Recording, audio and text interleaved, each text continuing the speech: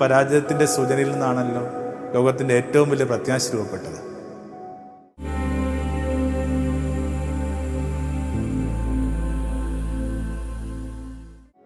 കൊച്ചിയിൽ ഞങ്ങൾക്ക് ചില കമ്മ്യൂണിറ്റി ഗ്യാതറിങ്സ് ഉണ്ട്. അങ്ങനെ ചില കൂടിവരവുകളോ പ്രകൃതിയോടും മനുഷ്യനോടും ഈശ്വരനോടുമൊക്കെ ഒരു നമസ്തേ കൊണ്ട് നടക്കുന്നവരുടെ ഒരു ഒത്തുചേരല, അത് താവെന്ന് ഞങ്ങൾ വിളിക്കുന്നത്. അതിൻ്റെ പൊതുവായൊരു രീതി എന്ന് പറയുന്നത് ഒരിത്തിരി നേരം ഒന്ന് കണ്ണുപൂട്ടി ഈ അടുത്തിരിക്കുന്ന ആളുടെ കൈ ഇങ്ങനെ കോർത്ത് പിടിച്ച് അയാളിലേക്ക് ഇങ്ങനെ ഏകാഗ്രമാവുക എന്നുള്ളതാണ്. അതിനുശേഷം ഇങ്ങനെ കൈ വേർപിരിയുമ്പോൾ, കോർത്ത കൈ അയയുമ്പോൾ പൊതുവെ കൊടുക്കുന്നൊരു മെഡിറ്റേഷൻ ഇങ്ങനെയാണ്: മൈനസ് ഈ വ്യക്തി, നമ്മുടെ ഈ ഒത്തുചേരൽ എത്ര ശുഷ്കമായി പോയനെ, നമ്മൾ ആത്യന്തികമായിട്ട് എത്ര ദരിദ്രരായി പോയനെ. അതുപോലെ യേശു ഇല്ലാതെ പോകുന്ന ഒരു ലോകത്തെ വെറുതെ ഒന്ന് ഭാവന ചെയ്യുക. ലോകം എത്രമാത്രം ദരിദ്രമായി പോയനെ. അങ്ങനെയാണ് ഈ ഹോളി സാറ്റർഡേ എന്ന് പറഞ്ഞ ദിവസവുമായി ബന്ധപ്പെട്ട് അനവധിയായ ഭാവനകൾ യൂറോപ്പിലുണ്ടായത്. യേശു ഇല്ല. അതൊരു ദൈവശാസ്ത്രപരമായ വിചാരമല്ല, ഒരു കവിതയുടെയോ അല്ലെങ്കിൽ കുറച്ച് സാമൂഹ്യപരമായൊരു വിചാരമാണ്. യേശു ഇങ്ങനെ മണ്ണടലുകൾക്ക് താഴെ മയക്കത്തിലാണ്. അപ്പോൾ മൈനസ് യേശു ലോകം എന്തുമാത്രം കഠിനമായി പോയനെ, ലോകം എന്തുമാത്രം ഇരുട്ടിലായി പോയനെ. യേശു വരണം. എല്ലാ കഥകളും അവസാനിക്കേണ്ടത് അങ്ങനെയാണ്. അനന്തരം അവർ സന്തോഷത്തിൽ ജീവിച്ചു, സമാധാനത്തിൽ ജീവിച്ചു. കഥകളൊക്കെ സന്തോഷത്തിലും സമാധാനത്തിലും അവസാനിക്കുന്നതിന് വിളിക്കുന്ന വാക്കാണ് ഉയർത്തെഴുന്നേൽപ്പ്. ചിലപ്പോൾ നിങ്ങൾ എത്തിച്ചേർന്നിരിക്കുന്നൊരു ജീവിതത്തിനകത്ത് ആ സന്തോഷമോ സമാധാനമോ സ്നേഹമോ ഇല്ലെങ്കിൽ ഓർത്തോളണം, കഥയുടെ അവസാനമായിട്ടില്ല. കഥയുടെ അവസാനം എല്ലാ തരത്തിലുമുള്ള ഉയർത്തെഴുന്നേൽപ്പിൻ്റെ കഥയായിരിക്കണം. മനുഷ്യ ഭാവനയ്ക്ക് വേദപുസ്തകം സമ്മാനിച്ച ഏറ്റവും നല്ല വാക്കാത് ഇങ്ങനെ ഉയർത്തെഴുന്നേൽപ്പുണ്ട്. പല പദങ്ങളും വാസ്തവത്തിൽ അതിൻ്റെ പശ്ചാത്തലത്തിലാണ് നമ്മൾ പരിശോധിക്കേണ്ടത്. ഉദാഹരണത്തിനായിട്ട് ഇപ്പോൾ ധൂർത്തുപുത്രൻ്റെ കഥ എടുക്കുക.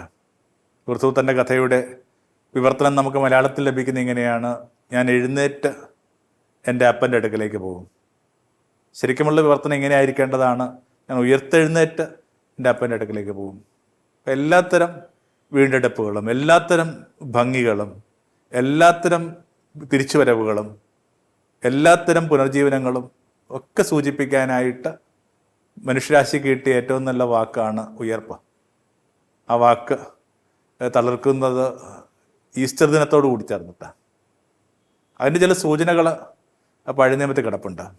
നമുക്കതിനെ നമ്മുടെ ഒരു ഈസ്റ്റർ വിചാരമായിട്ട്, ധ്യാന വിചാരമായിട്ട് കാണാമെന്നാണ് കരുതുക. അത് 3-ാം ദിവസം പറഞ്ഞൊരു വാക്കാണ്, തേർഡ് ഡേ. നമ്മൾ ആ വാക്ക് ആദ്യം കേൾക്കുന്നത് ഹോസേയ 6:2 പഴയ നിയമത്തിൽ ഒരുപക്ഷെ ഏറ്റവും നിരാശഭരിതനാവേണ്ട ഒരു മനുഷ്യൻ്റെ പേരാണ് ഈ പറയുന്ന ഹോസേയ എന്ന് പറയുന്നത്. നിങ്ങൾക്ക് കഥയൊക്കെ അറിയാവുന്നത് പോലെ അയാളുടെ പങ്കാളി ഒരു ഗണികയായിട്ട് മാറുക, അല്ലെങ്കിൽ ഗണിയിൽ തന്നെ ആയിരുന്നു തോന്നുന്നു ആരംഭം തൊട്ട് തന്നെ. ആരും നമ്മുടെ ജീവിതത്തിൽ അങ്ങനെ ഒരു പങ്കാളി ആഗ്രഹിക്കുന്നില്ല. നമുക്ക് എന്തുമാത്രം കയ്പുകൾ പറ്റിയാലും നമ്മളിലേക്ക് ഏകാഗ്രമാക്കുന്നൊരു പങ്കാളിയാണ് എല്ലാവരും കാക്ഷിക്കുന്നത്, എല്ലാവരും തിരയുന്നത്. എന്നിട്ടോ അത്രയും ലളിതമായൊരു സ്വപ്നം പോലും കീഴ്മേൽ മറിഞ്ഞ ഒരു യുവാവിൻ്റെ പേരാണ് ഹോസേയ. എന്നിട്ടോ ആ ഹോസേയ പറയുന്ന വാക്കാണ് മുഴുവൻ വേദപുസ്തകത്തിലേക്ക് വെച്ചും ഏറ്റവും പ്രകാശം സ്ഫുരിക്കുന്ന പദമായിട്ട് മാറുന്നത് തേർഡ് ഡേ, 3-ാം ദിവസം. അത് 6:2 6:2 നമ്മൾ വായിക്കുന്നത്. അവിടുന്ന് നമ്മളെ മരിക്കാൻ വിട്ടുകൊടുത്താലും 3-ാം നാൾ ഉയർപ്പിക്കും. സൂചന എങ്ങനെയാണ്? യഹൂദരുടെയൊക്കെ ഒരു സങ്കല്പം അനുസരിച്ചിട്ട് ഒരാൾ മരിച്ചു കഴിഞ്ഞാൽ അയാളുടെ ആത്മാവ് അയാളുടെ പ്രാണനോടൊപ്പം 3 ദിവസം ഉണ്ടായിരിക്കുന്ന. ഈ 3 ദിവസം കഴിയുമ്പോഴേക്കും സ്വാഭാവികമായിട്ട് ശരീരം പൊടിഞ്ഞു തുടങ്ങും. The body gets disintegrated. പിന്നെ സ്വാഭാവികമായിട്ട് അയാളൊന്നും ആഗ്രഹിക്കാനൊന്നുമില്ല. എൻ്റെ ഒരു വായനയുടെ ഒരു ഓർമ്മയിൽ നിന്ന് അതോടുകൂടി ആ ശവകുടീരത്തിലുള്ള പ്രാർത്ഥനകൾ അവസാനിക്കും. അതുകൊണ്ടാണ് യേശു ലാസറിൻ്റെ സമാധിയിൽ വരുമ്പോൾ അവൻ്റെ പെങ്ങന്മാർ കരയുന്നത് അത് പറഞ്ഞിട്ടാണ്. ഇത് 3 ദിവസം കഴിഞ്ഞിരിക്കുന്നു എന്നുവെച്ചാൽ ഏതെങ്കിലും തരത്തിൽ ഞങ്ങൾക്ക് എന്തെങ്കിലും പ്രതീക്ഷിക്കാൻ പറ്റുന്ന യാമങ്ങൾ കഴിഞ്ഞിരിക്കുന്നു. To late. ഇപ്പം എന്താണ് ഈ 3-ാം ദിവസം എന്ന് പറയുന്നത്? മാനുഷികമായിട്ട് നമുക്ക് സങ്കല്പിക്കാൻ പറ്റുന്ന എല്ലാ കാര്യങ്ങളിലെയും മധുരം. Fringe of man's expectation and right time for God. ദൈവത്തിൻ്റെ ശരിയായ നേരം, മനുഷ്യൻ്റെ പ്രത്യാശയുടെ അതിരും ദൈവത്തിൻ്റെ ശരിയായ നേരത്തിനും വിളിക്കുന്ന വാക്കാണ് 3-ാം ദിവസം. ഒന്നും പ്രതീക്ഷിക്കാനില്ലെന്ന് കരുതുമ്പോൾ ഒരിടപെടലുണ്ടാകുന്നു. യേശു ഒരു പക്ഷേ ഏറ്റവും കൂടുതൽ ധ്യാനിച്ചിട്ടുള്ള പ്രവാചകന്മാരിൽ ഒരാൾ ഹോസയായിരിക്കാം. ഒരു സക്സസ്ഫുൾ ആയിട്ടുള്ള മനുഷ്യൻ അല്ലാത്തതുകൊണ്ട് കൂടിയാണത്. നമ്മൾ പലപ്പോഴും വിചാരിക്കാറുണ്ട്, ലോകത്തോട് പ്രതീക്ഷയെക്കുറിച്ച് പറയാനായിട്ട് നിങ്ങൾ വിജയിച്ചൊരു മനുഷ്യനാവണം, ഓട്ടപ്പന്തയങ്ങളിൽ ആദ്യമെത്തിയ മനുഷ്യനാവണം, നിങ്ങൾക്ക് ഇങ്ങനെ സക്സസ് സ്റ്റോറീസ് വേണം. ഒന്നും വേണമെന്നില്ല. ലോകത്തോട് പ്രതീക്ഷ പറയാനായിട്ട് തോറ്റ മനുഷ്യർക്ക് പറ്റും, അടിപിടി നുറുങ്ങിപ്പോയ മനുഷ്യർക്ക് പറ്റും, കൂനിപ്പിടിച്ചു പോയ മനുഷ്യർക്കൊക്കെ പറ്റും. അല്ലെങ്കിൽ കുരിശേന എന്താണ്? ഇതിങ്ങനെ വലിയൊരു പരാജയത്തിൻ്റെ സൂചനയായിട്ട് അവസാനിക്കുന്നത്. എന്നിട്ട് ആ പരാജയത്തിൻ്റെ സൂചനയിൽ നിന്നാണല്ലോ ലോകത്തിൻ്റെ ഏറ്റവും വലിയ പ്രത്യാശ രൂപപ്പെട്ടത്. പ്രത്യാശയുടെ മരം എന്നല്ലേ നമ്മളതിനെ വിളിക്കുന്നത്. തോറ്റ മനുഷ്യർക്കും എങ്ങുമെത്താത്ത മനുഷ്യർക്കും ലോകത്തിൻ്റെ പ്രത്യാശയെ ഇങ്ങനെ ഊതി ഉണർത്താൻ പറ്റുമെന്നുള്ള വലിയൊരു സങ്കല്പമാണ് ഈ ഹോസേയ പ്രവാചകൻ. യേശുവിൻ്റെ നല്ലൊരു ധ്യാനവിചാരം തന്നെ ആയിരിക്കണം. അതുകൊണ്ടാവണം യേശുവിൻ്റെ ഭാഷയിലോട്ട് ഈ മനുഷ്യൻ ഉപയോഗിക്കുന്ന 3-ാം ദിവസം എന്ന് പറഞ്ഞ പ്രയോഗം ഇങ്ങനെ തെളിഞ്ഞും മറഞ്ഞുമൊക്കെ വരുന്നത്. Fringe of man's expectation and right time for God. ദൈവത്തിൻ്റെ ശരിയായ നേരം. ദൈവത്തിൻ്റെ നേരത്തേക്ക് നമ്മൾ വിളിക്കുന്ന വാക്ക് കെയ്റോസ് എന്ന് പറഞ്ഞ വാക്കാണ്. നമുക്കൊരു മാഗസിനൊക്കെ ഉണ്ട്. ഇവിടുത്തെ ജീസസ് യൂത്തിൻ്റെയൊക്കെ ഒരു മാഗസിൻ്റെ പേര് കെയ്റോസ് എന്നാണ്. ക്രോണോസ് എന്നുള്ളതാണ് ഈ ക്ലോക്കിൻ്റെ സമയം. ക്രോണിക്കിളൊക്കെ വരുന്നതിനകത്തു നിന്നാണ്. അപ്പോൾ ഈ ക്രോണോസ് അവസാനിക്കുന്നിടത്തുനിന്ന് കെയ്റോസ് ആരംഭിക്കുകയാണ്. ദൈവത്തിന് നേരം ആരംഭിക്കുക. അങ്ങനെയെങ്കിൽ ആ പുതിയ നിയമത്തിൽ വളരെ നേരെ നമുക്ക് കിട്ടുന്ന, വളരെ ഡയറക്റ്റായിട്ട് നമുക്ക് കിട്ടുന്ന ഒരു 5 3-ാം പക്ക സൂചനകൾ വെറുതെ നമ്മുടെ ചിന്തയുടെ ഒരു വിചാരമാക്കുകയും പ്രാർത്ഥന വിഷയമാക്കുകയും ചെയ്യാം.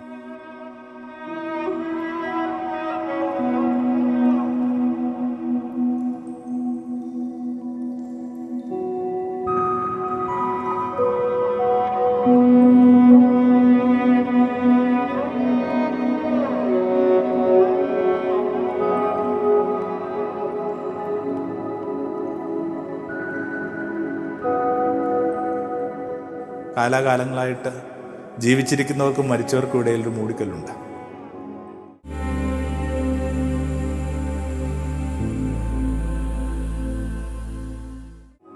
അഞ്ചിടത്താണ് ഈ പുതിയ നിയമത്തിൽ ഈ പറഞ്ഞ 3-ാം ദിവസം വരുന്നത്. ഒന്നിങ്ങനെ കുട്ടിയെ കളഞ്ഞിട്ട് തിരിച്ചു കിട്ടുന്ന 3-ാം ദിവസം. കുട്ടി പോയെന്ന് തന്നെയാണ് കരുതുന്നത്. ഒരു ഉത്സവപ്പറമ്പിൽ ഒരു കുഞ്ഞിനെ കളഞ്ഞു പോകുക എന്നതിൻ്റെ ഇപ്പം പോലുമുള്ള അർത്ഥം ചിലപ്പോൾ എന്നേക്കുമായിട്ട് നഷ്ടമായെന്ന് തന്നെ. അതുകൊണ്ടാണ് കുരിശിൻ ചുവട്ടിൽ പോലും പരിഭ്രാന്താകാതിരുന്ന ആ സ്ത്രീ ഇങ്ങനെ വല്ലാതെ വിഷമിച്ച് പോകുന്നത്, ഞങ്ങൾ വല്ലാതെ ബുദ്ധിമുട്ടിലാക്കിയെന്ന് പറയുന്നത്. കൈവിട്ടെന്ന് കരുതുന്ന എല്ലാ ബന്ധങ്ങളും വീണ്ടെടുക്കാൻ പറ്റുമെന്ന് കരുതുന്ന ഹോപ്പാണ് ഒന്നാമത്തത്. 3-ാം ദിവസം ആർക്കും എവിടെ വെച്ച് വേണമെങ്കിലും കളഞ്ഞു പോയ ബന്ധങ്ങളിലേക്ക് തിരിച്ചു വരാൻ പറ്റും, മടങ്ങി വരാൻ പറ്റും. ചിലപ്പോൾ ആലോചിക്കാറുണ്ട്, ലോകത്തെ ഏറ്റവും അത്ഭുതം തരുന്നൊരു വാക്കുണ്ട്, അത് സോറി എന്ന് പറഞ്ഞൊരു വാക്കാണ്. ഇതൊരു മാജിക്കൽ വേർഡാണ്. ചിലപ്പോൾ ഒരു സോറിയൊക്കെ പറയാൻ പറ്റുമെങ്കിൽ പോലും നിങ്ങളിൽ നിന്ന് അകന്നു പോയ, നിങ്ങളിൽ നിന്ന് കളഞ്ഞു പോയൊരു മനുഷ്യനെ നിങ്ങൾക്ക് തിരികെ കിട്ടും. യേശു അനുഭവിച്ച ഒരു സമാധാനം എല്ലാ മനുഷ്യരും അനുഭവിക്കേണ്ടതുണ്ട്. മടങ്ങിപ്പോകുന്നതിൻ്റെ തലേരാവിലെ അവിടെ നിന്ന് ഇങ്ങനെ പറഞ്ഞു, എന്നെ ഏൽപ്പിച്ച ഒരാളെയും ഞാൻ വിട്ട് കളഞ്ഞിട്ടില്ല. ഓരോ രാത്രിയിലും നമ്മളത് ആലോചിക്കണം, നമ്മളെ ഏൽപ്പിച്ച ആരെങ്കിലുമൊക്കെ നമ്മൾ വിട്ട് കളഞ്ഞോ? ചിലപ്പോൾ ഉത്തമയുഗത്തിലെ സ്ത്രീയെ കണക്ക് നമുക്ക് നിലവിളിക്കേണ്ടി ആയിട്ട് വരും. നമ്മളോടൊപ്പം ഉണ്ടായിരുന്ന ആൾ ചിലപ്പോൾ ഉണരുമ്പോൾ ഇല്ല. അങ്ങനൊരു വാക്കില്ലേ, ഞാൻ രാത്രിയിൽ ഞെട്ടി എണീറ്റു, കിടക്കയിൽ പരുതി എൻ്റെ പ്രിയം കൂടില്ല. എല്ലാവരുമൊക്കെ കൂടെ ഉണ്ടാവുക, എല്ലാവരുമൊക്കെ അണച്ചുപിടിക്കുക, അകന്നു പോയിലേക്ക് മടങ്ങി വരാനുള്ള പാത തെളിയുക എന്നുള്ളതൊക്കെയാണ് ഇങ്ങനെ ഒന്നാമത്തെ ആ ഒരു 3-ാം പക്കം. 12-ാം വയസ്സ് നഷ്ടമായ കുട്ടിയുടെ കഥയത്. 12-ാം വയസ്സ് നഷ്ടമാകാത്ത ഏതെങ്കിലും കുട്ടികൾ ഇപ്പം മുതിർന്ന നിങ്ങളിലുണ്ടോ? നമ്മളൊക്കെ നമ്മുടെ ടീനേജ് നഷ്ടമായവരാ. പുതിയ സങ്കല്പങ്ങൾ, പുതിയ കൂട്ടുകാർ, ശരീരത്തിൻ്റെ ചില ചായ്വുകൾ, മാതാപിതാക്കന്മാർക്ക് നമുക്കുമിടയിലുണ്ടാകുന്ന ചില അകലങ്ങൾ, അനുസരണക്കേടുകൾ, എല്ലാവരും അവരുടെ കൗമാരത്തിൽ ഈ നഷ്ടമായ കുഞ്ഞുങ്ങളാണ്. ചിലപ്പോൾ പേരൻസൊക്കെ ആയിട്ട് ചില കാര്യങ്ങൾ ഷെയർ ചെയ്യുമ്പോൾ അവരാകുലപ്പെടുന്നത് ഈ കൈവിട്ടു പോകുന്ന ആ ടീനേജേഴ്സിനെ കുറിച്ചാണ്. യേശു പോലും ഇങ്ങനെ കൈവിട്ടു പോയൊരു കുഞ്ഞായിട്ട് കണ്ടെന്നാൽ ഭയങ്കര ആശ്വാസം ഉണ്ടാകും, തിരികെ കിട്ടും. ഒന്ന് മടങ്ങിപ്പോകാനുള്ള വിനയം ഉണ്ടാക്കിയാൽ മാത്രം മതി. പലപ്പോഴും ഈ കുഞ്ഞുങ്ങളൊക്കെ നഷ്ടമാകുമ്പോൾ സംഭവിക്കുന്ന ഒരു സാധാരണ രീതി ഈ പേരൻസ് അങ്ങോട്ടും ഇങ്ങോട്ടും കുറ്റപ്പെടുത്തിയാണ്. നമുക്ക് ഒരുമിച്ച് കൈപിടിച്ച് എന്തുകൊണ്ട് നമ്മുടെ പഴയ സ്നേഹത്തിലോട്ട് മടങ്ങിപ്പോകാൻ പാടില്ല? തിരികെ പോകാമെന്ന് പറയാൻ അങ്ങനെ ഒരു അർത്ഥമുണ്ട്. നിങ്ങൾക്ക് എവിടെ വെച്ചാൽ നിങ്ങളുടെ കുഞ്ഞുങ്ങളെ കിട്ടിയത്? നിങ്ങൾ അത്രമേൽ സ്നേഹിച്ച, നിങ്ങളുടെ ശരീരവും മനസ്സും അത്രമേൽ സ്നേഹിച്ച ഒരു ദിവസമാണ് നിങ്ങളുടെ കുഞ്ഞ് നിങ്ങളുടെ ഉള്ളിൽ ഇങ്ങനെ രൂപപ്പെട്ടത്. ഇവിടെ തൊട്ട് ഇത് ആരംഭിക്കുന്നത്. അങ്ങനെയെങ്കിൽ സ്നേഹത്തിൽ നിന്ന് പൊടിച്ച് നിങ്ങളുടെ കുഞ്ഞുങ്ങളെ തിരിച്ചു കിട്ടണമെങ്കിൽ വാസ്തവത്തിൽ നിങ്ങൾ തിരികെ എത്തേണ്ടത് നിങ്ങൾ തന്നെ മറന്നു തുടങ്ങിയിട്ടുള്ള ആ പ്രണയകാലത്തിലേക്ക്, ആ സ്നേഹകാലത്തിലേക്ക്. കുഞ്ഞുങ്ങളുൾപ്പെടെ കൈവിട്ടു പോയ എല്ലാവരും നമുക്ക് തിരികെ കിട്ടുമെന്നുള്ളതാണ് പ്രതീക്ഷ നമ്പർ 1. രണ്ടാമത്തെ 3-ാം പക്കം നമ്മൾ വായിക്കുന്നത് കാനായിലെ കല്യാണത്തിലാണ്. കാനായിലെ കല്യാണം ആ ഒരു ഈ നെറേറ്റീവ് ആരംഭിക്കുന്ന ഇങ്ങനെയാണ്: 3-ാം ദിവസം കാനായിൽ ഒരു കല്യാണം നടന്നു.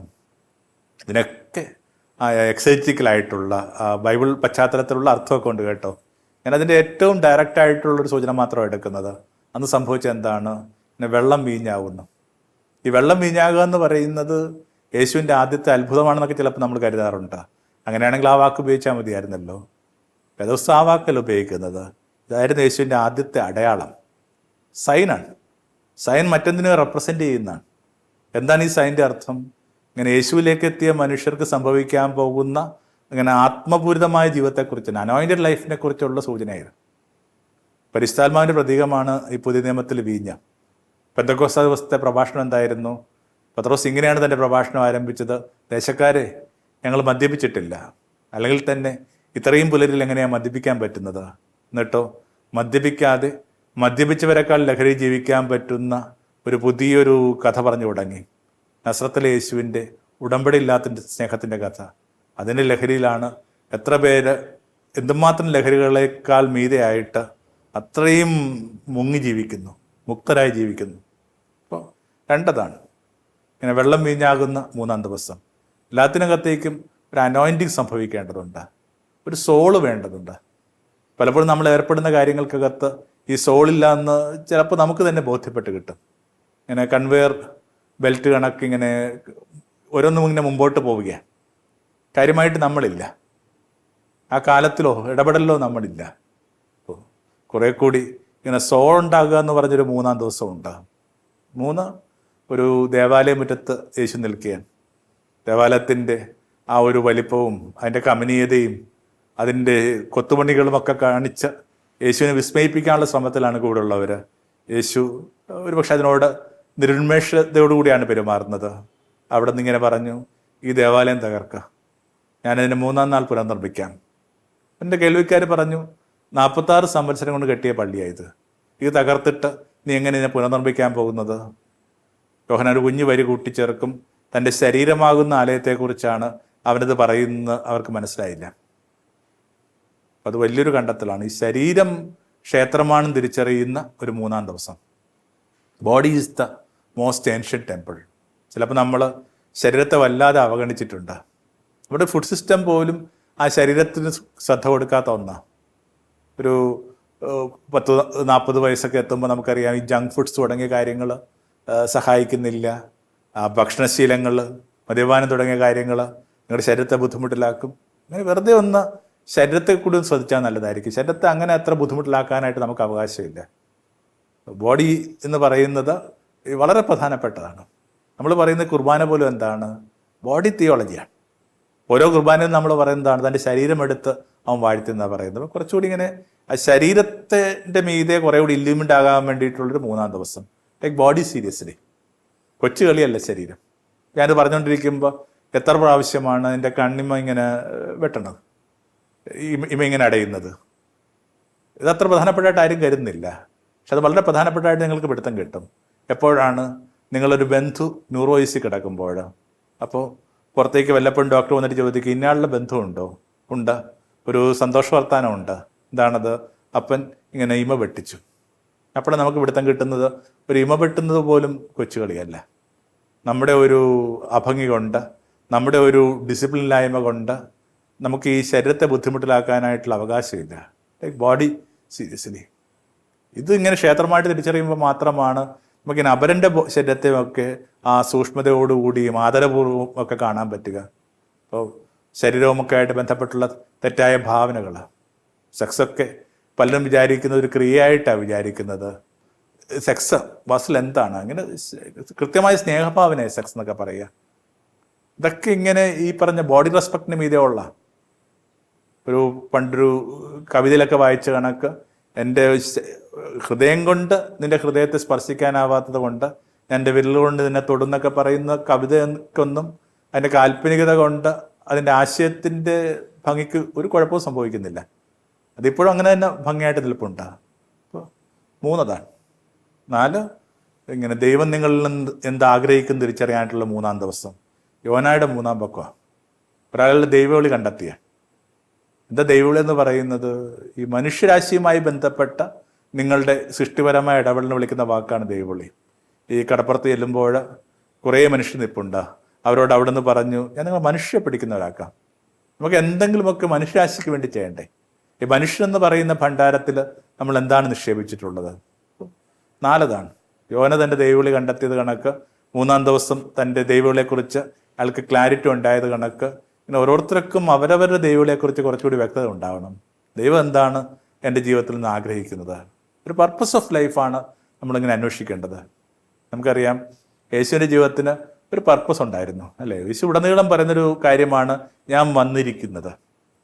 അങ്ങനെ ഞാൻ വന്നിരിക്കുന്നതെന്ന സൂചന വരുന്ന ഒരു 10ഓളം സ്റ്റേറ്റ്മെൻറ്റ്സ് പുതിയ നിയമത്തിനകത്തുണ്ട്. ഞാൻ ഇന്ന കാര്യങ്ങൾക്ക് വേണ്ടിയാണ് വന്നിരിക്കുന്നത്. നമ്മൾ എന്തിനു വേണ്ടിയാണ് വന്നിരിക്കുന്നത്? അതിങ്ങനെ കണ്ടെത്താൻ കഴിയുമ്പോഴേക്കും നമുക്ക് നമ്മുടെ അനുദിന ക്ലേശങ്ങൾക്ക് മീതെ ഈ ലോകത്തെ കാണാനായിട്ട് പ്രകാശം കിട്ടും. മനുഷ്യരെ കുറച്ചുകൂടി ചേർത്ത് പിടിക്കാൻ പറ്റുന്ന ഒരു തെളിച്ചം ഉണ്ടാകും. അപ്പോൾ 4 എൻ്റെ ദൈവവിളി എന്താണ്? എൻ്റെ പർപ്പസ് ഓഫ് ലൈഫ് എന്താണ്? ഇങ്ങനെ ഒരാൾ കടന്നു പോകുമ്പോൾ അയാൾ ചേർത്ത് പിടിച്ച മനുഷ്യരും അയാൾ പാർത്ത ഇടങ്ങളുമൊക്കെ അയാൾക്ക് കിട്ടിയതിനേക്കാൾ ഭംഗിയുള്ള ഇടവും മനുഷ്യമായിട്ടുണ്ടോ എന്നുള്ളതാണ് ഇതിൻ്റെ ഏറ്റവും കൃത്യമായ സൂചിക. അതാണ് എൻ്റെ മീറ്റർ. നിങ്ങൾ കടന്നുപോയി കഴിയുമ്പോൾ നിങ്ങൾ പാർത്തടം, നിങ്ങൾ ചേർത്ത് പിടിച്ച മനുഷ്യരെ നിങ്ങൾക്ക് കിട്ടിയതിനേക്കാൾ ഭംഗിയുള്ള മനുഷ്യ ഇടങ്ങളുമായി മാറിയിട്ടുണ്ടോ? 5 ഈസ്റ്റർ എന്ന് പറയുന്ന 3-ാം ദിവസം. പുലരിയിൽ സ്ത്രീകൾ കല്ലറയിലേക്ക് പോകുമ്പോൾ അവരേറ്റവും വലിയ ഒരു വ്യാകുലത ആ മൂടിക്കല്ല് നമുക്ക് വേണ്ടി ആരും മാറ്റുമെന്നുള്ള കല്ലിൻ്റെ ഭാരമൊക്കെ ഉണ്ട്. നിങ്ങൾക്കത് നിങ്ങളുടെ ഫോണിലൊക്കെ ഒന്ന് അത് നോക്കിയെടുത്താൽ പിടുത്തം കിട്ടും. പിന്നെ കൂടാതെ അത് മുദ്ര ചെയ്യപ്പെട്ടതൊക്കെ ആയിട്ടാണ് വേദപുസ്തകം പറയുന്നത്. പക്ഷെ അതിൻ്റെ ഒരു ഫിസിക്കലായ ആ കല്ലിൻ്റെ വലിപ്പത്തെക്കുറിച്ചല്ല ഈ ചർച്ച. കാലാകാലങ്ങളായിട്ട് ജീവിച്ചിരിക്കുന്നവർക്കും മരിച്ചവർക്കും ഇടയിൽ ഒരു മൂടിക്കല്ലുണ്ട്. മരിച്ചവർക്ക് എന്നാ സംഭവിക്കുന്നത്? എന്തുമാത്രം മരണങ്ങൾ നമ്മൾ നമ്മുടെ ഈ ചെറിയ ജീവിതത്തിൽ കാണുന്നതല്ലേ? ഇപ്പോൾ ഉറ്റവരുടെ ഒക്കെ മരണം, മൂത്ത ബ്രദർ, അനേകം ചങ്ങാതിമാർ, അപ്പനമ്മ ഒക്കെ ഇങ്ങനെ നമ്മൾ നോക്കി നിൽക്കുമ്പോൾ നമ്മുടെ ജീവിതത്തിൽ നിന്ന് ഇങ്ങനെ ഡിസപ്പർ ചെയ്യുകയാണ്. ഇവരൊക്കെ എങ്ങോട്ട് പോയി? ഇവർക്ക് എന്നാ പറ്റുന്നു? ഒരു കവിതയൊക്കെ മലയാളത്തിലുണ്ട്. ഇങ്ങനെ കുഞ്ഞിനെ കൊണ്ടുപോയി പള്ളിക്കാട്ടിൽ അടക്കിയിരിക്കുകയാണ്. രാത്രി ഇങ്ങനെ മഴ പെയ്യുമ്പോഴേക്കും ഉമ്മയ്ക്ക് താങ്ങാൻ പറ്റുന്നില്ല. കുഞ്ഞിന് തണുക്കുമോ, കുഞ്ഞ് മഴ കൊള്ളുമോ എന്നൊക്കെ ഓർത്തിട്ട് ഇങ്ങനെ കുടയൊക്കെ ആയിട്ട് ഈ പറയുന്ന ശ്മശാനത്തിലേക്ക് പോകുന്ന ഒരു കവിതയൊക്കെ പണ്ട് വായിച്ചിട്ടുണ്ട്. ഇവർക്കൊക്കെ തണുക്കുമോ? ഇവർക്കൊക്കെ എന്നാ പറ്റുന്നു? ഇവരൊക്കെ എവിടെയായിരിക്കും? ഒരു മൂടിക്കല്ല് കാലാകാലങ്ങളായിട്ട് അവിടെ ഉണ്ട്.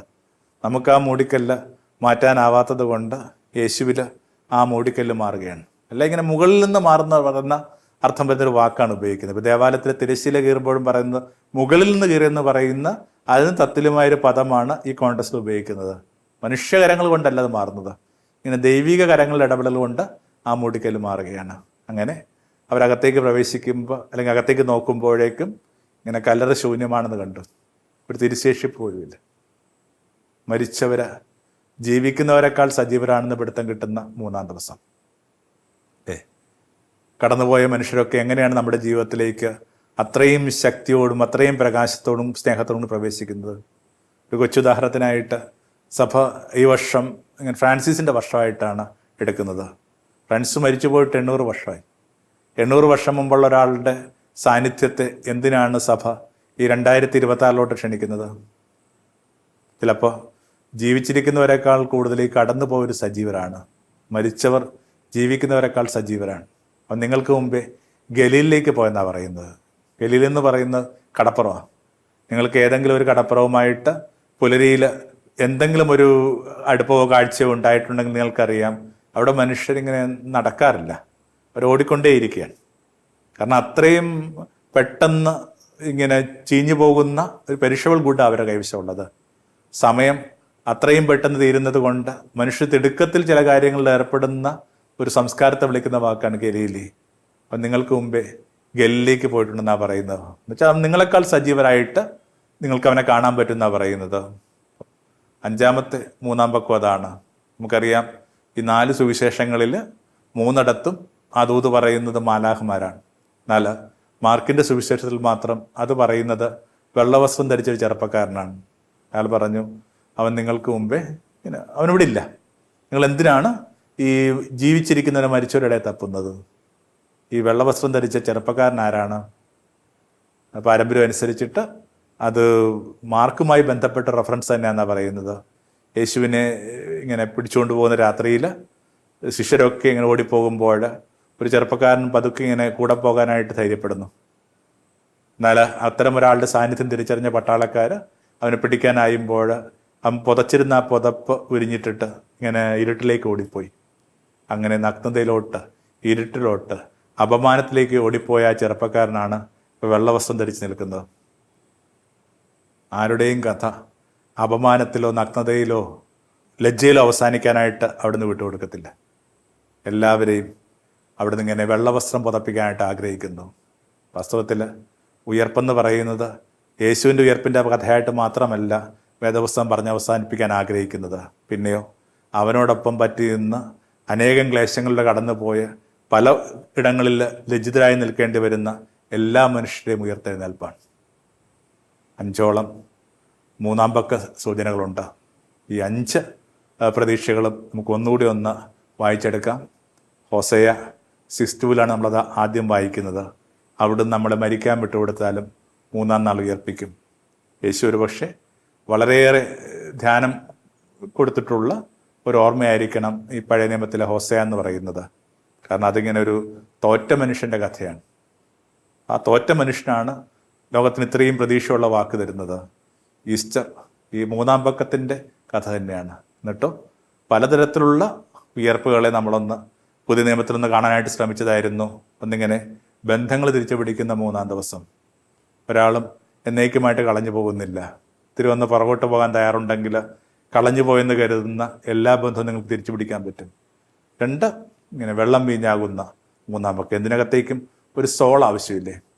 അല്ലെങ്കിൽ കുറേ കഴിയുമ്പോൾ നമുക്ക് എത്ര പൊള്ളയായിട്ട് സ്വയം അനുഭവപ്പെട്ടു തുടങ്ങും. 3 ഇങ്ങനെ ശരീരത്തെയും ജീവിതത്തെയും സ്നേഹസങ്കല്പങ്ങളെയും ഒക്കെ പവിത്രീകരിക്കുന്ന ആ പുതിയൊരു ടെമ്പിൾ കോൺഷ്യസ്നസ്. ഈ ദേവാലയം തകർക്കുക, ശരീരമെന്ന ദേവാലയം തകർക്കുക, ഞാനതിനെ 3-ാം നാൾ പുനർനിർമ്മിക്കാം. 4 എൻ്റെ ജീവിതം കൊണ്ട് അങ്ങനെന്തെന്ന് ആഗ്രഹിക്കുന്ന യോനായുടെ 3-ാം പക്കം. ഓർത്തഡോക്സ് യാക്കോബ സ്വാഭാവികമായിട്ട് അതിൻ്റെ പശ്ചാത്തലമുള്ള മലങ്കര കമ്മ്യൂണിറ്റികളിലൊക്കെ ഇങ്ങനെ യോനായുടെ 3-ാം നോമ്പുണ്ട്. ചെറുപ്പക്കാർ ദൈവം തങ്ങളിൽ നിന്ന് എന്ത് ആഗ്രഹിക്കുന്ന അറിയാൻ വേണ്ടി മാറ്റിവെച്ചിരിക്കുന്ന 3 ദിവസങ്ങളുടെ ഒരു ഉപവാസവും ധ്യാനമൊക്കെയാണ് ആ ദിവസങ്ങളെന്ന് ഞാൻ മനസ്സിലാക്കുന്നത്. എൻ്റെ ജീവിതം കൊണ്ട് എന്താണ് ആഗ്രഹിക്കുന്നത്, എന്താണ് എൻ്റെ ദൈവവിളി. അവസാനമായിട്ട് ഈസ്റ്റർ എന്ന് പറയുന്ന 3-ാം ദിവസം. അന്തരീക്ഷത്തിൽ ഇന്നലെ മുഴങ്ങിയ നിലവിളി എന്തായിരുന്നു? എന്തിനെന്നെ കൈവിട്ടു? ഇനി ഒന്നുമില്ല, ഇനി എല്ലാം ഹല്ലേലൂയ ഗീതങ്ങൾ മാത്രം. ഈസ്റ്ററിൻ്റെ എല്ലാ മംഗളങ്ങളും നേരുന്നു. Thank you.